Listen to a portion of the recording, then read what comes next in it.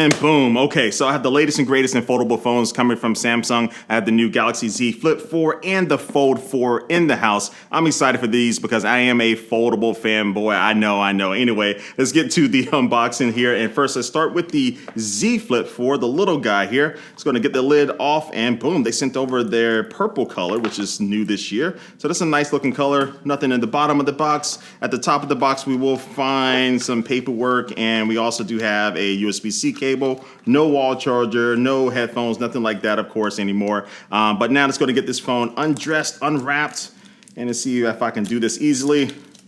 There we go, like so. All right, so design-wise, not a lot has really changed with this. They didn't really talk about a lot of enhancements with the hinge and stuff like that. So it's a very similar design. You have some different colors, of course, to choose from, and I'm going to be showing you some colors here from, I did have like a little preview with these phones in New York earlier this week. So I got about an hour with them, but I have some B-roll from that experience. But I'm liking the colors. You also do have a bespoke version that you can get. So this basically allows you to customize different colors to be able to mix and match them with this phone. And Samsung had this really cool setup at their Galaxy Unpacked setup in New York, where they had this machine where you can actually put in the colors using like this screen, and then this machine will actually pick out the different like front covers and back covers and also the frame and make it right there in front of you. Now, you can't take it home with you, but it's a really good demonstration of the different color combinations that you can have. But if you do go with the stock colors, look, they still look really good in my opinion. Now, on the front, you still have the same size cover display, and on the inside, you will still have the same size main display as you have with the Galaxy Z Flip 3. So you still have a main 1080p display here on the Z Flip 4. You can still fold it and hold it just like this. So if you do want to watch a movie or do a video chat, you can still do that. And the fingerprint scanner is still located on the right-hand side of the device. And the phone does have the same IPX8 water resistance rating as the Z Flip 3.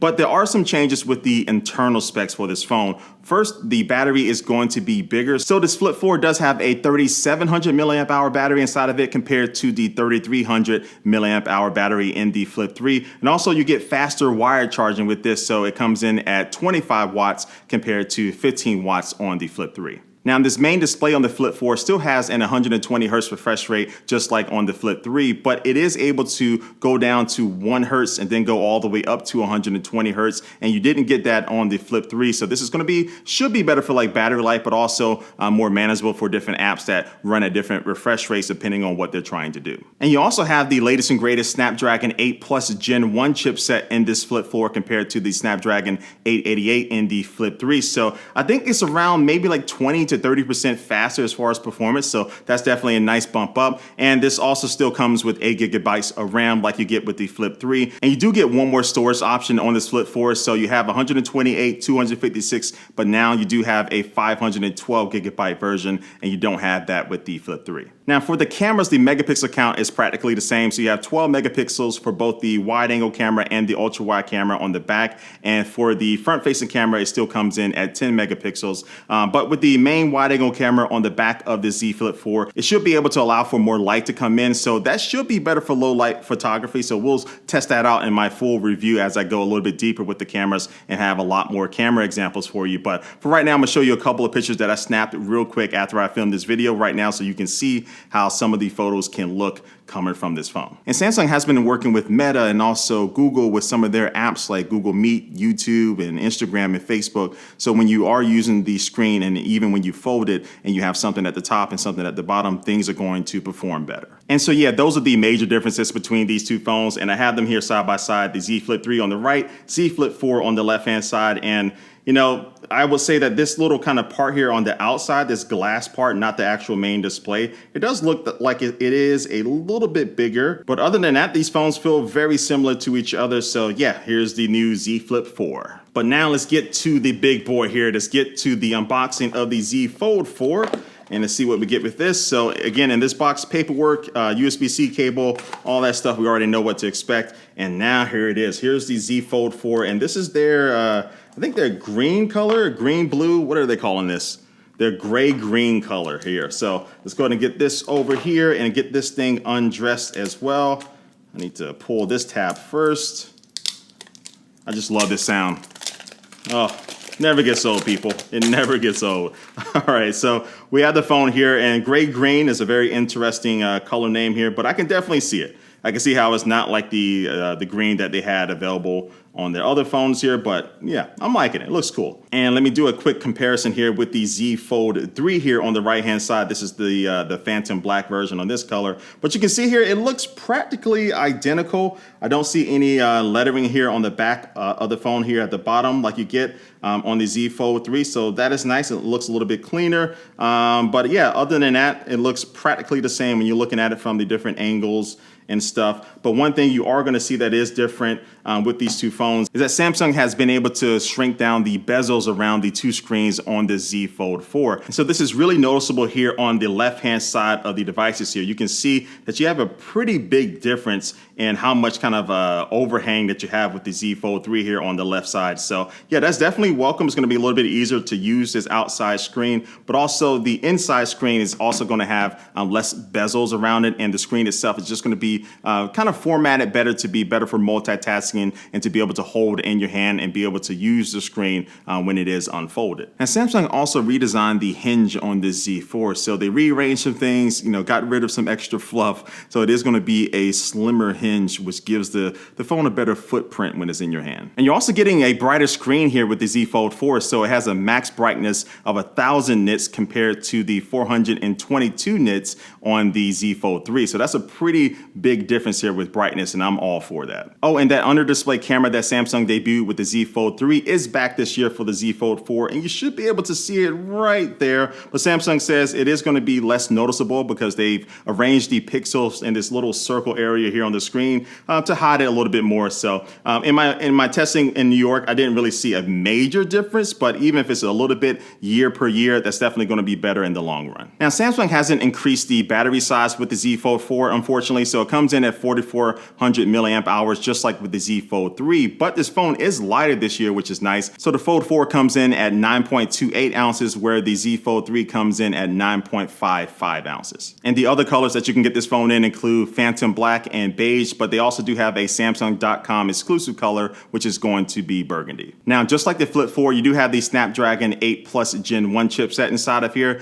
but you do get 12 gigabytes of RAM with the bigger brother here. And also, as far as storage, you have 256 gigabytes and also 512 gigabytes, which are the same options from the Fold 3. But new this year is going to be a 1 terabyte version as far as storage option with this Fold 4. So if you want to pack on a lot of stuff, you can do this with this new phone. Now, you do get a difference here in the megapixel count on the Fold 4 compared to the Fold 3. So the main wide angle camera on the back comes in at 50 megapixels, and then the ultra wide camera comes in at 12 megapixels, and then the telephoto camera comes in at 10 megapixels. And so the Fold 3 has a triple 12 megapixel camera setup on the back. So you're seeing a decrease in megapixels with the telephoto camera on this Fold 4, but you're seeing a big bump up in the space zoom camera that you get with the Fold 4. Now, when you're using the main display and you're also using the 30 times space zoom with the cameras, they do have this zoom map view, which will allow you to, while you're zooming in, you can see kind of the different steps or levels of your zoom on the left-hand side of the display. So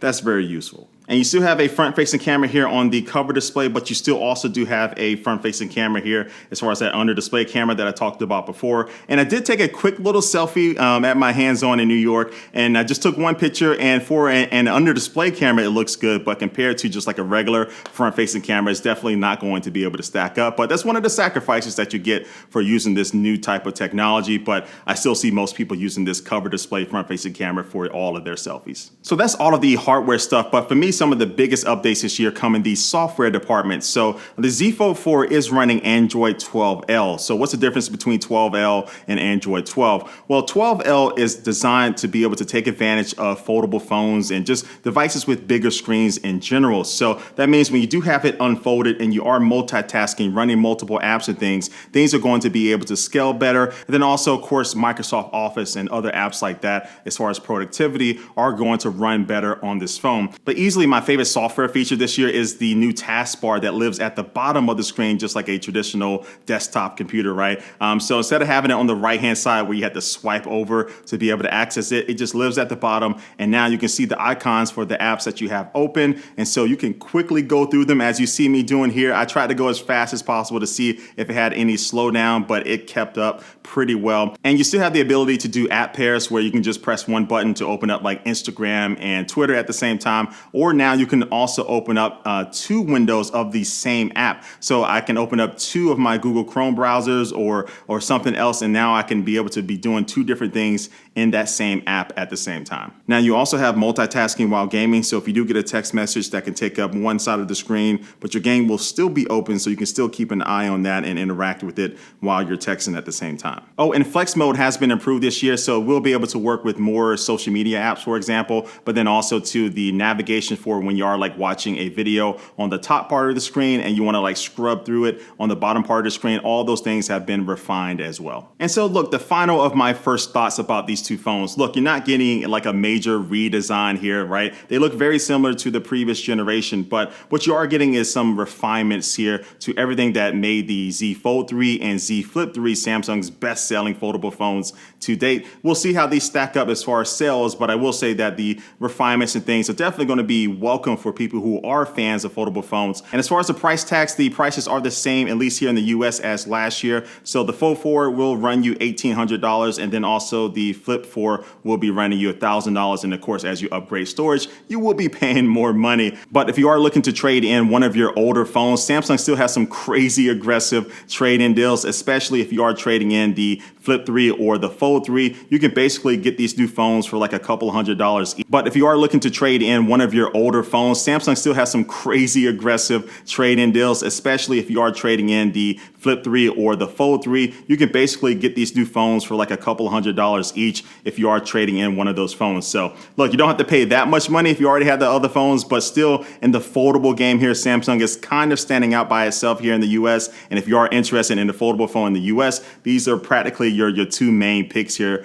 that you have to choose from. So stay tuned for my full reviews of these phones. But until then, I want to thank you for watching this video. The pre-orders for these phones are live right now, and I think they launch on August 26th, and I'll leave some links down below so you can check them out for yourself. But like always, I do want to thank you for watching this video, and I will catch you later. Peace.